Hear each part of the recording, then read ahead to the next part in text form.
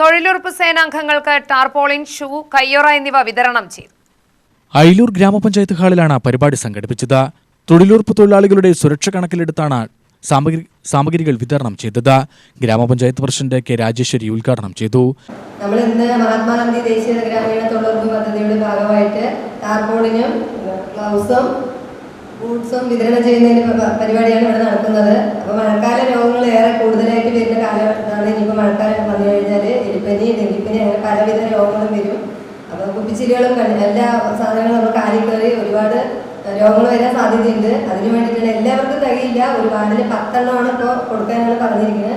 അപ്പോൾ നമ്മൾ ചാലുകളിൽ ഇറങ്ങുന്നവർക്ക് മാത്രം കൊടുക്കുക, മറ്റുള്ളവർ മുകളിൽ നിന്ന് ചെയ്യുന്നവർക്ക് ഇല്ല. ഇനി പുതിയ ഫണ്ട് വെച്ചിട്ട് നമുക്ക് ചെയ്യാൻ പറ്റുന്ന ഉറപ്പായി ചെയ്യാൻ കഴിയുമെന്നാണ് വിചാരിക്കുന്നത്. അപ്പോൾ ഈ പരിപാടി എല്ലാവരുടെയും സമ്മതത്തോടുകൂടി അദ്വിതീയം ഉദ്ഘാടനം ചെയ്ത് അറിയിച്ചുകൊണ്ട് നിർത്തുന്നു. നന്ദി, നമസ്കാരം. ആരോഗ്യ standing committee chairperson Regina Chand Muhammad അധ്യക്ഷയായി. SM ഷാജഹാൻ, വിനേഷ്, എമിലി ബിജു എന്നിവർ പ്രസംഗിച്ചു.